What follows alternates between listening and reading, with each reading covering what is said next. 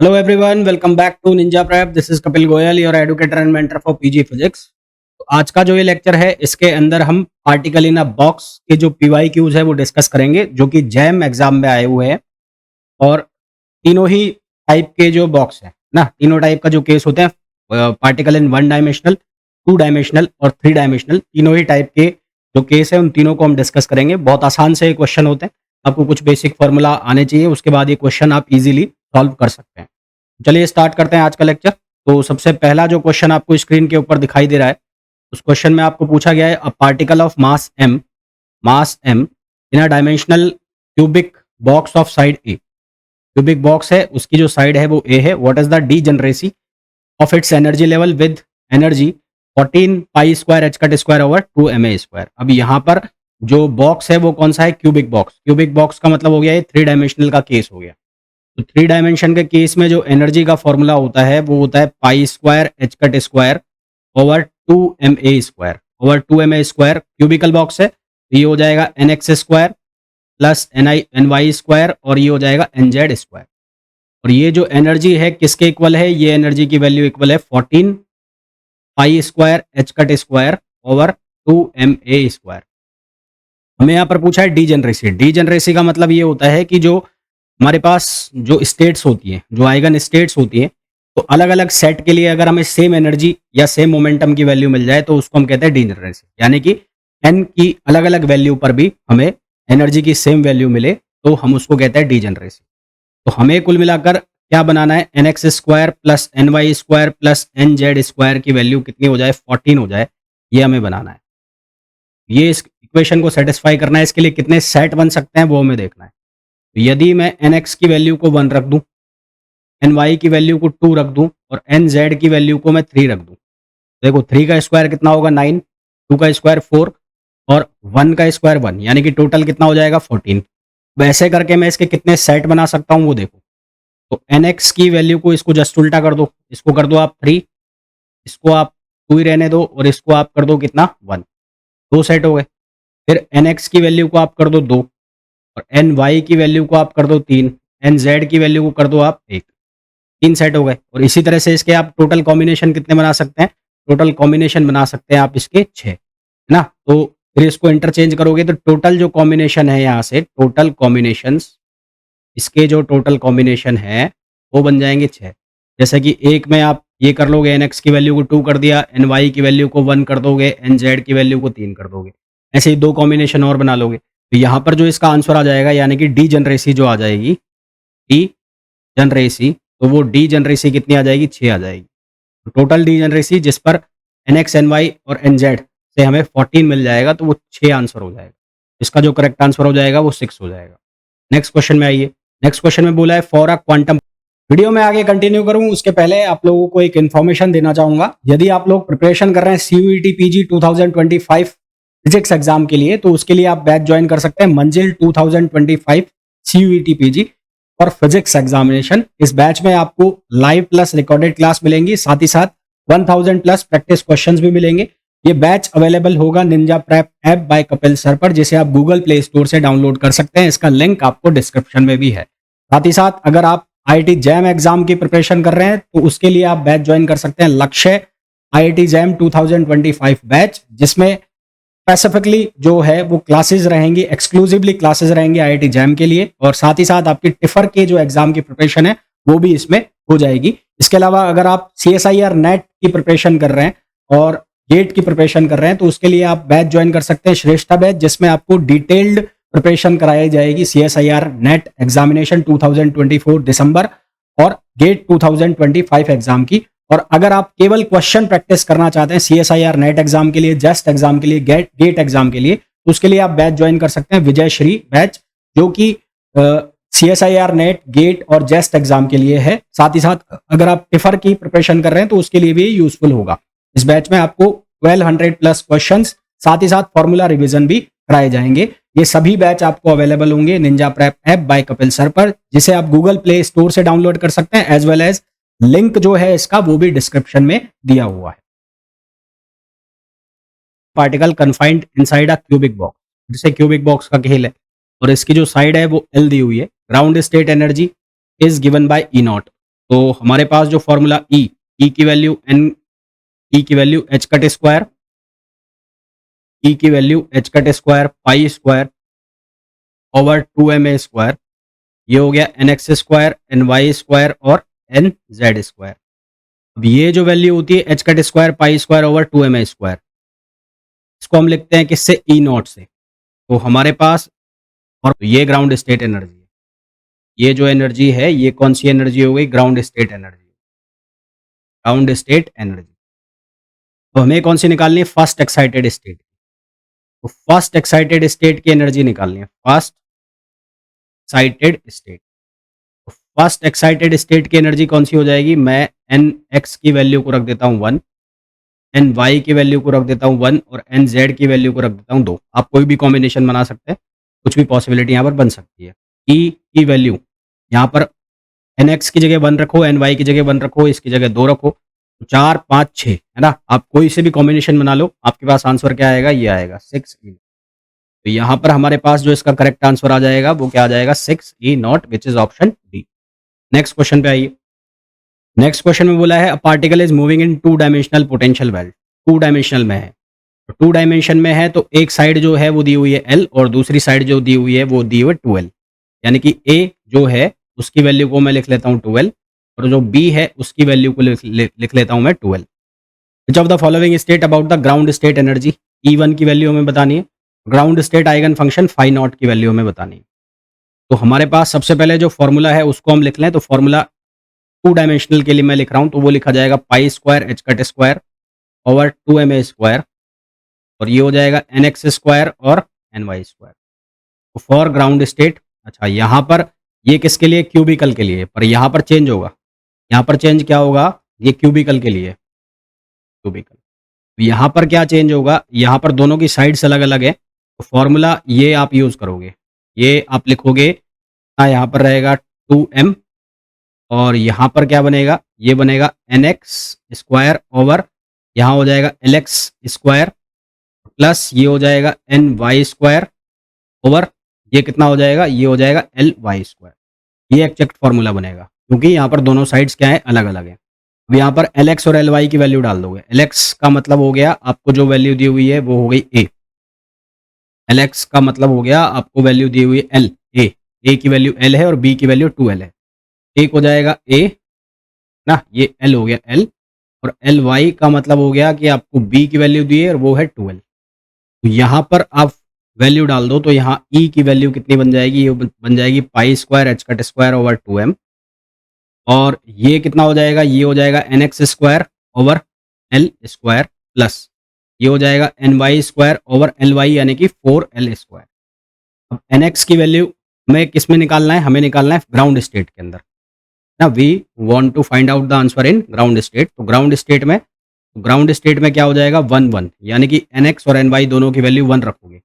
यहाँ हो जाएगा pi square h cut square over 2m, ये हो जाएगा 1/L स्क्वायर और ये भी कितना हो जाएगा 1/4L स्क्वायर। तो यहाँ से इसका एलसीएम ले लो, pi square h cut square over 2m, LCM आ गया इसका कितना, ये एलसीएम आ गया 4L स्क्वायर। तो यहाँ हो गया 4 और ये हो गया 5, 4 + 1 सॉरी, ये हो जाएगा 1, ओवरऑल कितना आगे बन गया ये 5।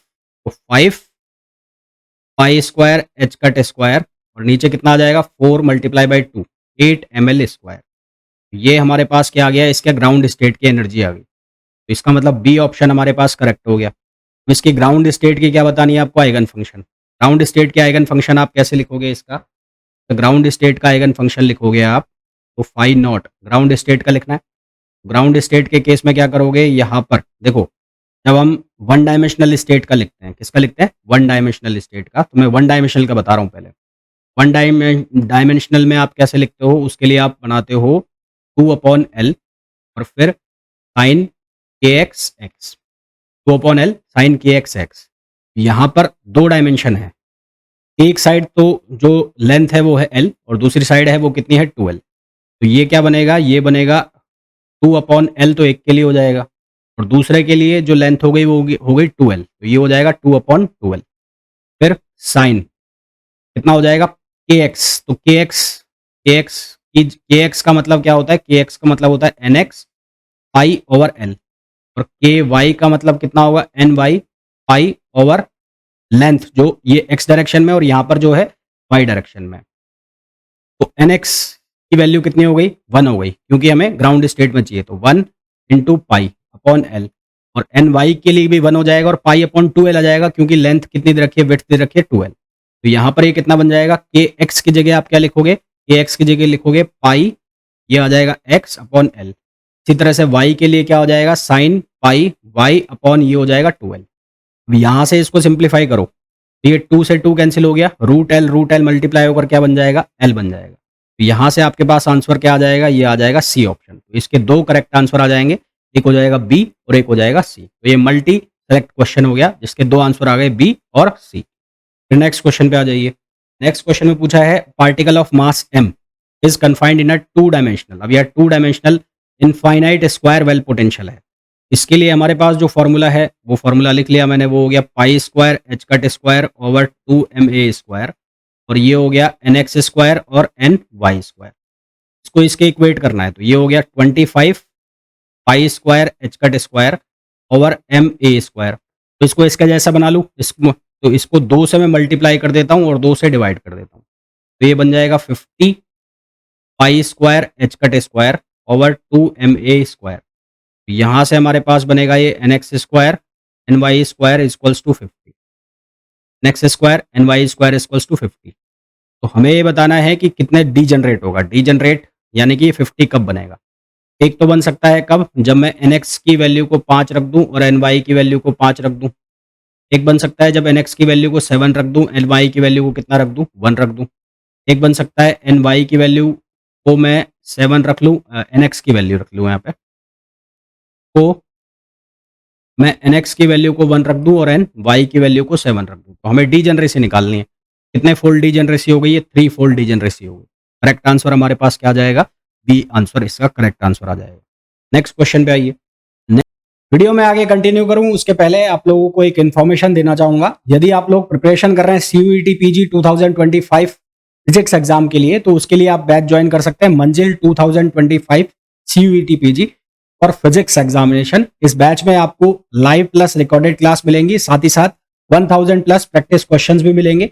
ये बैच अवेलेबल होगा Ninja prep app by Kapil sir पर, जिसे आप गूगल प्ले स्टोर से डाउनलोड कर सकते हैं। इसका लिंक आपको डिस्क्रिप्शन में भी है। साथ ही साथ अगर आप आईआईटी जैम एग्जाम की प्रिपरेशन कर रहे हैं, तो उसके लिए आप बैच ज्वाइन कर सकते हैं लक्ष्य आईआईटी जैम 2025 बैच, जिसमें स्पेसिफिकली जो है वो क्लासेस रहेंगी, एक्सक्लूसिवली क्लासेस रहेंगी आईआईटी जैम के लिए, और साथ ही साथ आपकी टिफर के जो एग्जाम की प्रिपरेशन है वो भी इसमें हो जाएगी। इसके अलावा अगर आप सीएसआईआर नेट की प्रिपरेशन कर रहे हैं और गेट की प्रिपरेशन कर रहे हैं, तो उसके लिए आप बैच ज्वाइन कर सकते हैं श्रेष्ठा बैच, जिसमें आपको डिटेल्ड प्रिपरेशन कराई जाएगी सीएसआईआर नेट एग्जामिनेशन 2024 दिसंबर और गेट 2025 एग्जाम की। और अगर आप केवल क्वेश्चन प्रैक्टिस करना चाहते हैं सीएसआईआर नेट एग्जाम के लिए, जस्ट एग्जाम के लिए, गेट एग्जाम के लिए, तो उसके लिए आप बैच ज्वाइन कर सकते हैं विजय श्री बैच, जो कि सीएसआईआर नेट गेट और जेस्ट एग्जाम के लिए है। साथ ही साथ अगर आप टिफर की प्रिपरेशन कर रहे हैं तो उसके लिए भी यूजफुल होगा। इस बैच में आपको 1200 प्लस क्वेश्चंस, साथ ही साथ फॉर्मूला रिवीजन भी कराए जाएंगे। ये सभी बैच आपको अवेलेबल होंगे Ninja prep app by Kapil sir पर, जिसे आप गूगल प्ले स्टोर से डाउनलोड कर सकते हैं, एज वेल एज लिंक जो है इसका वो भी डिस्क्रिप्शन में दिया हुआ है। नेक्स्ट क्वेश्चन में बोला गया है particle of mass m is confined in a potential box of side lx ly lz। तो हमें श्रोडिंगर इक्वेशन बतानी है। बहुत ही चंपूसा क्वेश्चन है, ठीक वैसे ही होगा जैसा भी मैंने आपको 2 डायमेंशनल का बताया था। तो x डायरेक्शन के लिए क्या आएगा, 2/lx साइन nx पाई x अपॉन lx। ठीक है, फिर किसका निकालना है, y का, तो 2/ly साइन ny पाई y और अपॉन ly, सिमिलरली nz का हो जाएगा। तीनों को मल्टीप्लाई कर दोगे तो क्या आ जाएगा, फाइनल इक्वेशन आ जाएगी। तो y के लिए क्या लिखोगे, y के लिए हो जाएगा 2/अंडर रूट में है ये ly, ये हो जाएगा साइन, यहाँ हो जाएगा ny पाई y अपॉन ly, और यहाँ है ये 2/lz, ये हो जाएगा साइन nz पाई z अपॉन lz। इसको मल्टीप्लाई करना है तो ये हमारे पास इक्वेशन आ जाएगी, जो कि हो जाएगा ए। इसका जो करेक्ट आंसर आ जाएगा वो आ जाएगा ए। बहुत ही सिंपल सा क्वेश्चन है। नेक्स्ट क्वेश्चन पे आइए। नेक्स्ट क्वेश्चन में हमें बोला गया है consider a one dimensional infinite potential well of width A, the system contain five non interacting electrons. देखो ये कुछ इस तरह का केस है, ये वेल हो गया, इसमें 5 नॉन इंटरेक्टिंग इलेक्ट्रॉन्स हैं। अब एक स्टेट में 2 पार्टिकल 2 इलेक्ट्रॉन आ सकते हैं, तो कितनी स्टेट हैं? टोटल है 5। तो एक स्टेट में 2 इलेक्ट्रॉन आ सकते हैं, 2 ये हो गए एक स्टेट में, दूसरी में आ गए 2 और ये तीसरी स्टेट हो गई। तीसरी में केवल 1 इलेक्ट्रॉन आएगा, तो ये n बराबर 1 हो गया, ये n बराबर 2 हो गया और ये n बराबर 3 हो गया। तो हमें पूछा है द हाईएस्ट ऑक्यूपाइड स्टेट, तो हाईएस्ट ऑक्यूपाइड स्टेट कौन सी हो गई? n बराबर 3 वाली ना। तो highest highest occupied state highest occupied state ये कौन सी हो गई? n बराबर 3। n बराबर 3 के लिए एनर्जी लिखनी है, तो क्या formula? n square pi square h cut square over 2ma square. तो n की जगह कितना डाल दोगे?